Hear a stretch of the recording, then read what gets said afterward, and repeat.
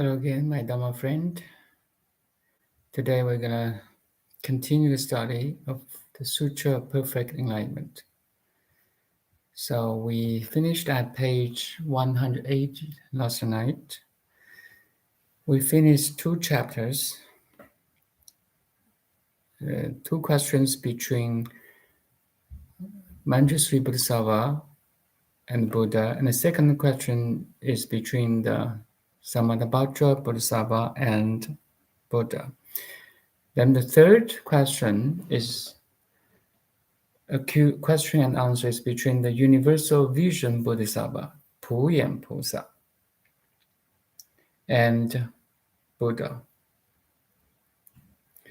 I've told yesterday also the two chapters, the question that raised by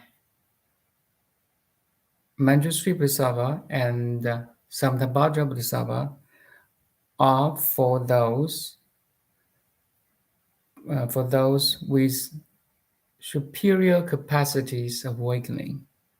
It's really direct, simple, true understanding of the reality. If you understand it, you are enlightened. You are free from samsara. So maybe we can go a little bit review of the first chapter, the question and answer between Mañjusri Bodhisattva and Buddha. So Mañjusri asked how to achieve Buddhahood. Very direct. And the Buddha answer in Chinese we say, 如来因地修圆觉者，知是空花，即无轮转. So, 知 or true knowing is the key word here. You know all the phenomena world, including the form that form any object we can see, hear, smell, touch, taste, and listen, and think. Six senses, the inputs from six senses are sky flowers, are not real, fundamentally not real. Then you are enlightened. That's all. You have that true understanding. 知是空花，即无轮转 and 亦无生心受彼生死. So there's no body mind to undergo birth and death. There's no body mind to undergo birth and death. So complete and profound and direct. It's very simple. So birth and death is our illusion. 亦无生心受彼生死 非作故无，本性无故. There's no body mind to undergo birth and death, not because we meditate, not because we read the sutra, not because we follow master, not because you are faithful, not because you pray every day. Only because it originally not unreal, originally empty. So this is the key understanding of the Mañjusri Bodhisattva, the question raised by Mañjusri Bodhisattva, the representative of wisdom. I repeat, 亦无生心受彼生死非作故无，本性无故. There's no body mind to undergo birth and death. Why? It's not because we meditate. It's not because we read the sutras or any spiritual books. It's not because we follow a teacher. It's not because we meditate, we are mindful, we can concentrate. No, none of this. It's because It's empty and it is so. There's no body mind to undergo birth and death. It's originally like so. It is so originally. 本性无故. That's the key point that we can understand the wisdom of Buddha's teaching. And second chapter, Samantabhadra Bodhisattva asked the Buddha, after you have this enlightenment, how to practice? So first we have this understanding, then how to practice. Meaning that the understanding itself is not complete. You need to apply this understanding into everyday life, into the world. It's like if true understanding is the first half circle of a complete circle. First half, that's the first half is the true understanding that there's no body mind to undergo birth and death, and all the phenomena world are empty, just like sky flowers. No true essence of existence. You have this understanding or insight of wisdom, then we do need practice. And Samantabhadra Bodhisattva asked this question: how do we practice? Then Buddha answered, 善男子，知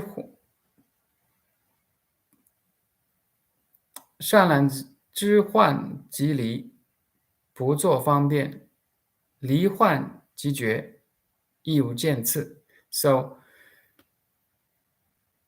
his answer, the Buddha's answer, is very simple too. Once you know it's illusion, then you're away. Try to keep away from the illusion. 知幻即离，不作方便. There's no expedient way. There's no gradual approaches. You just know it. 离幻即觉. So once you can be away from the illusion, then you're awakened. But you should apply this understanding into the everyday life, into the illusion. That's very tricky part. Understanding is not enough. You need to apply your understanding into everyday life, into the illusory world. That's the second chapter or second question raised by Samantabhadra Bodhisattva and answered by Buddha. 善男子，知幻即离，不作方便，离幻即觉，亦无见次. So it's page, I mark a page, it's page 109. Just let's go to 100. Just one sec. Where is that sentence?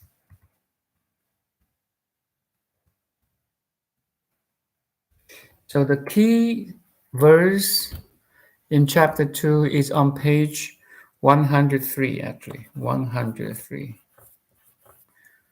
善男子，知幻即离，不作方便，离幻即觉，亦无见次. So, good sons, when you know illusion, you are immediately free, without devising expedient means. Freedom from illusion is, in itself, enlightenment.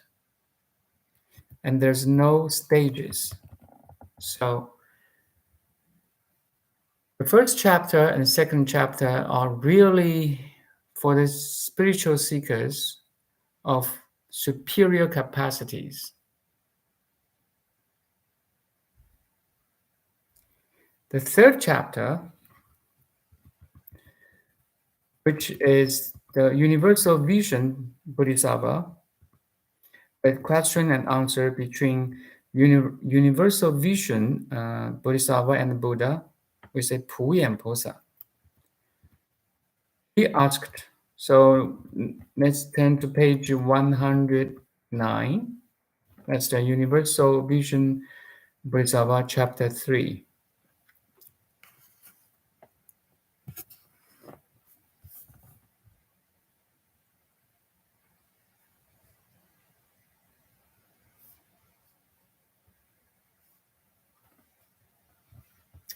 So I have a little bit of reading here.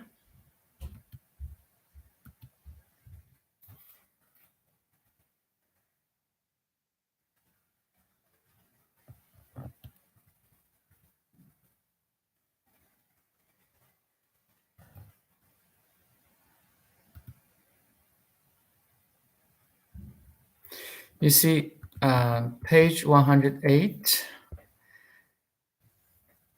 At the end of prior chapter, at the end of second chapter, the Buddha has again denied the validity of concept of gradual practice. But universal eyes, or universal vision Bodhisattva begins immediately with this topic, pressing the Buddha for a provisional explanation.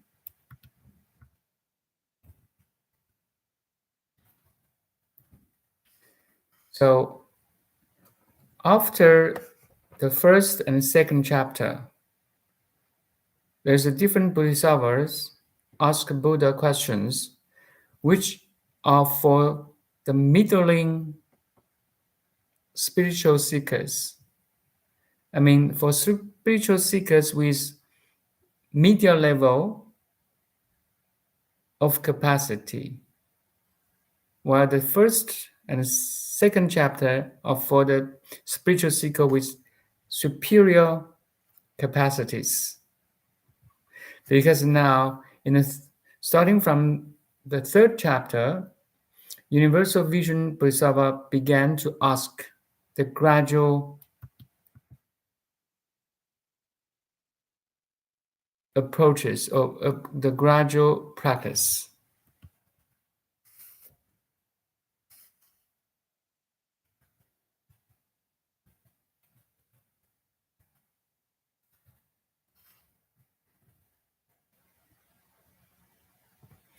So the term universal vision or universal eyes means that in the same way, the shining sun leaves no darkness, only illuminated. Compassion and wisdom operate universally.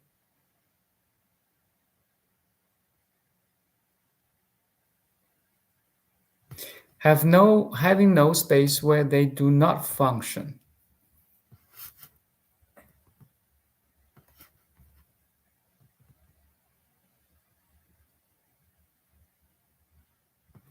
So in very short, why does Universal Vision Bodhisattva ask another question after Samantabhadra Bodhisattva? Why? Because first chapter, Mañjusri has demonstrated awakening a very simple way, by true knowing. 知是空花，即无轮转. You know all the phenomena world is empty, just like sky flowers or floaters in patient eyes with cataract disease. The floaters are not real. In the same way, the phenomena world fundamentally is unreal. You just know that, and you are free from all samsara, from the suffering. So Mañjusri in the first chapter has demonstrated awakening, and in the second chapter, Samantabhadra Bodhisattva has elucidated practice. 知幻即离.不作方便，离幻即觉，亦无见次. So you just, again, it's page 103. If we go back to page 103 in English, we say,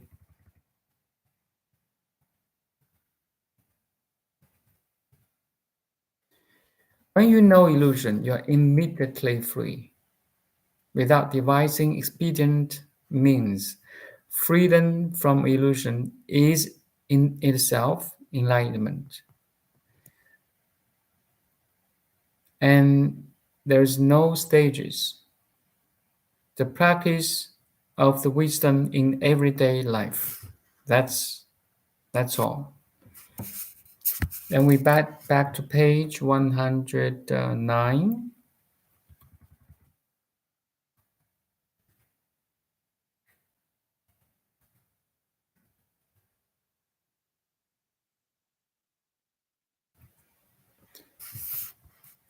So 108, sorry, page 108.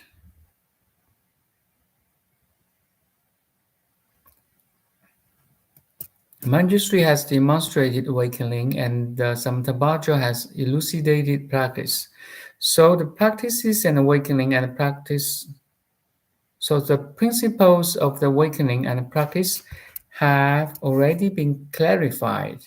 But since the method of initiating practice is difficult to elucidate, this Bodhisattva wants to take the content of his own penetrative vision and use it as a method for initiating practice, thus causing everyone to engage themselves in as illusion samadhi, to realize and enter the Tathagata's great quiescent ocean.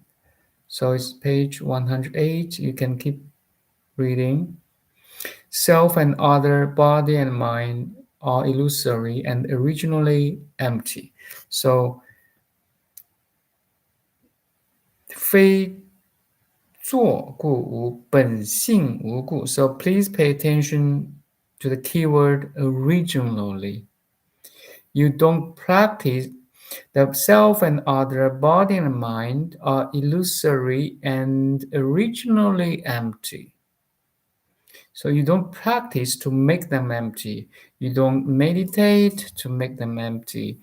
You don't read the book to make them empty. You don't follow master to make them empty. They are empty because they're originally empty. Self and other, body and mind are illusory and originally empty. So this understanding is for spiritual seekers with superior capacity.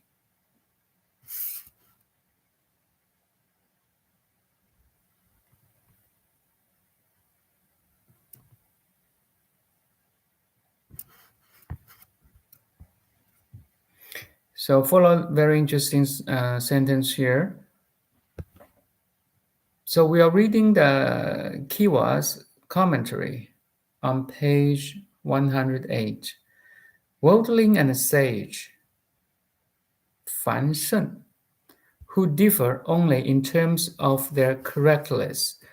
Always, I will say, worldling and sage, who differ only in terms of their understanding.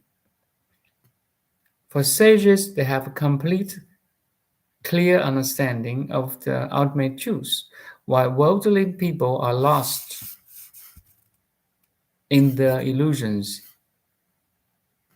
limited body mind. So worldly people or worldling and sage who differ only in terms of their correctness or capacities are interpenetrated in one realm. So in our world, at this moment, at this generation, there's sages living. There's living Buddha in our generation because they are interpenetrated in one realm. There is only a singular purity that pervades the reality realm. This is the content of penetrating insight of universal vision Bodhisattva. Universal vision, a kind of penetrating view.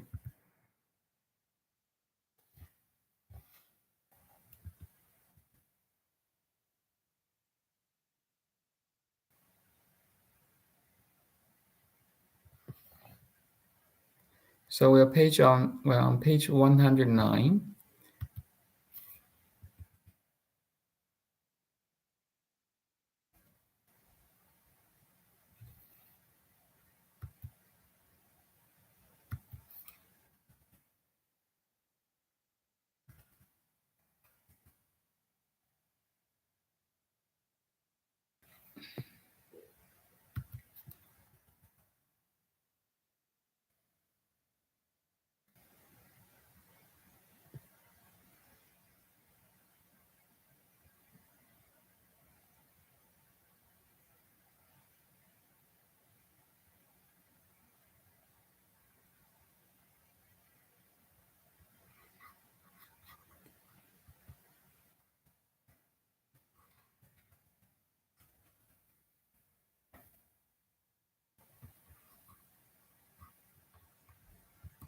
So in chapter 3, the Bodhisattva universal vision arose from his seat in a great assembly, bowed to the Buddha's feet, and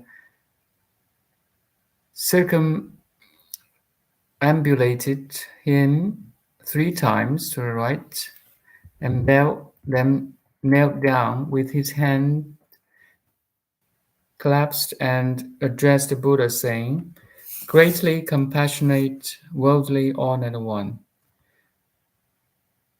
I beg of you on behalf of Bodhisattva of this assembly and the sentient beings of degenerate age to expound on Bodhisattva's stages and practice. How should they think? How should they abide? How sentient beings who have not yet awakened, what kinds of expedient means should be devised to cause them all to awaken?" 云何思维，云何住持。So, Universal Vision Bodhisattva asked more details of gradual approaches. How should they think? How should we think? How should we abide? You see? So again, starting from chapter 3, the question and answers are for the spiritual seekers with middling and inferior capacities, while the chapter 1 and 2 are for the spiritual seekers with superior capacities. So let's go on, page 110.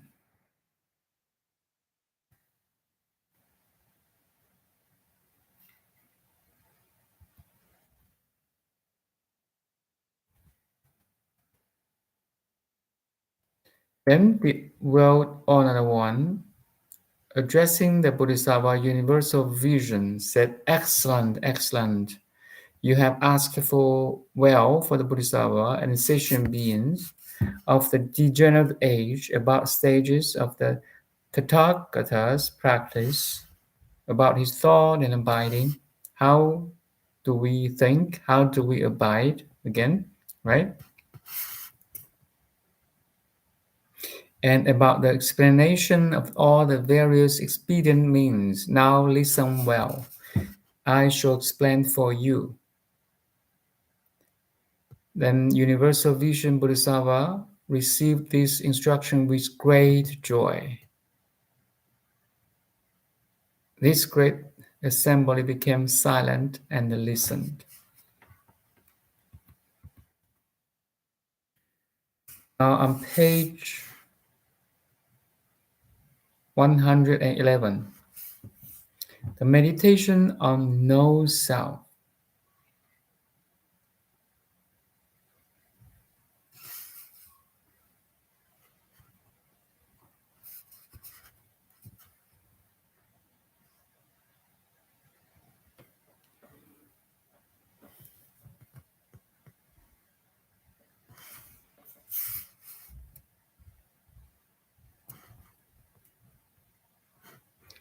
So Buddha's first give a technique of samatha. So keep reading. Samatha is the first type of meditation normally taught in Buddhist meditation traditions and translated as concentration, cessation of thought, or calm abiding. This is a form of meditation where the practitioner focuses his mind on one thing, the breath, a certain phenomenon, etc. Maybe an image of the master, a mantra, and so on. So it's a form of meditation where the practitioner focuses his mind on one thing or one point concentration, develop one pointedness. So in most schools of Buddhism, samatha is not considered sufficient for apprehension of reality. But concentration power developed from samatha is used in conjunction with other types of meditation.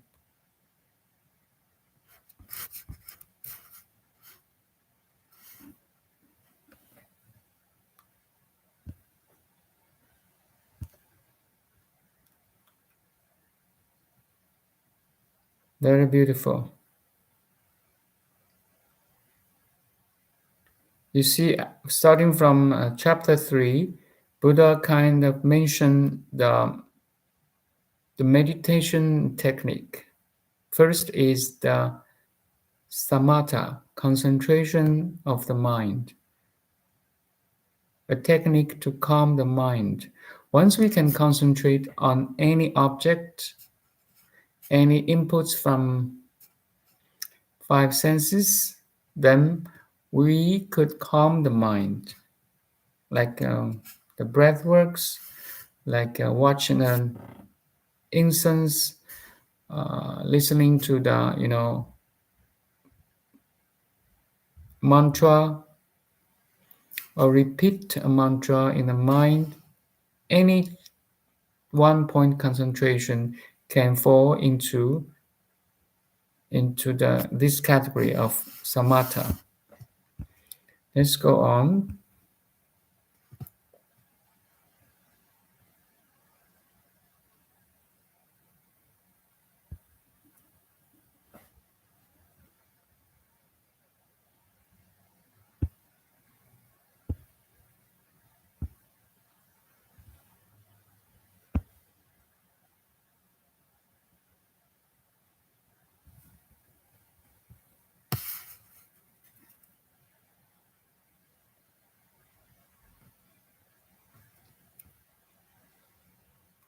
So in page 112,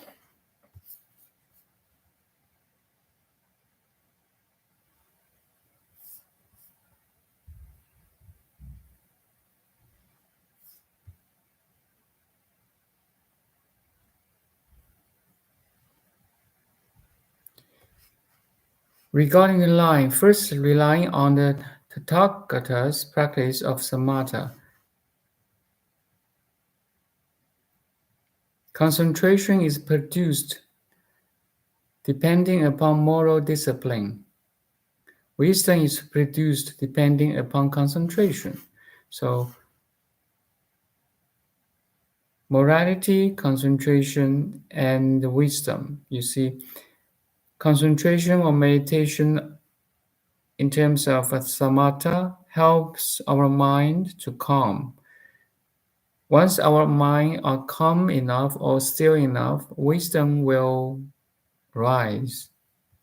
So that's why one point concentration plays a role or as a bridge between good man and wise man.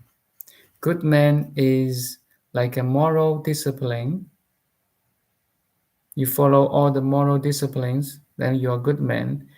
But to become wise man, you need concentration or meditation.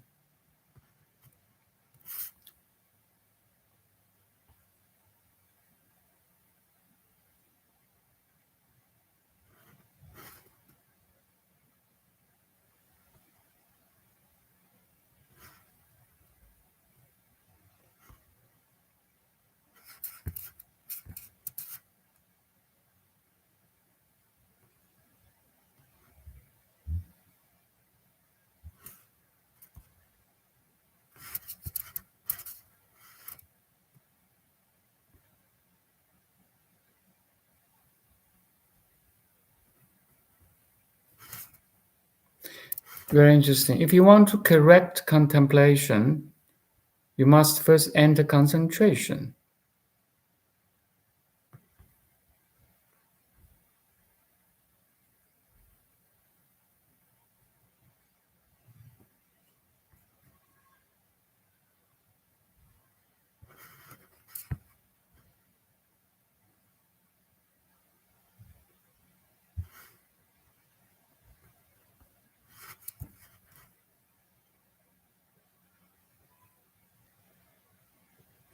You see,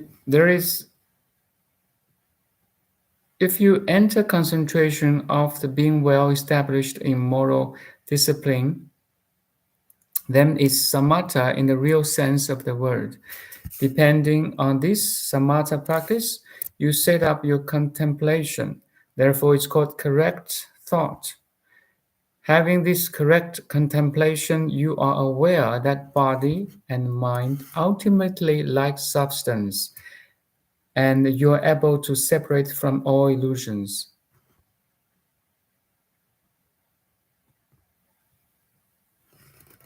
So you see, the first chapter and second chapter are for the seeker with superior capacities, right? The first chapter say 知识空花即无论者. So as long as you know the phenomenal world are just like sky flowers, they are empty, they are not real, fundamentally not real. So you are enlightened. And second chapter, Samatha Bodhisattva, how to practice them, 知幻即离, 离幻即觉. Then you use this understanding of that all phenomena world are empty into the everyday practice.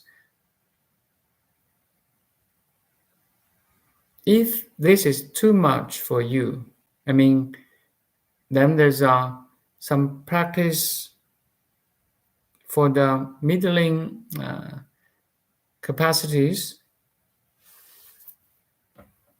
Then we have the samatha practice, because samatha practice can calm your mind to help you have correct contemplation.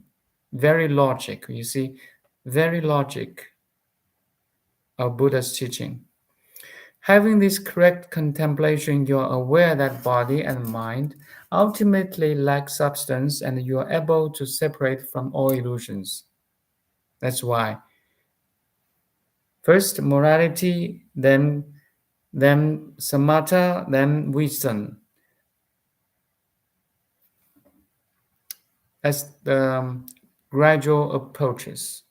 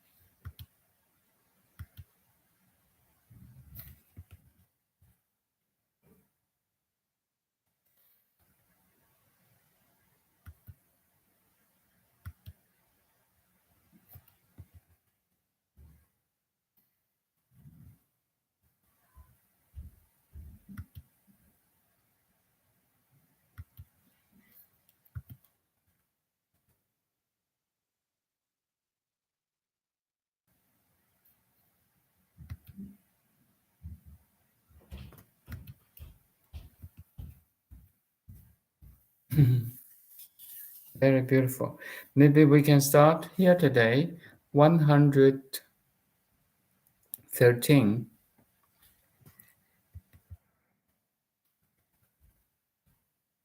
page 113.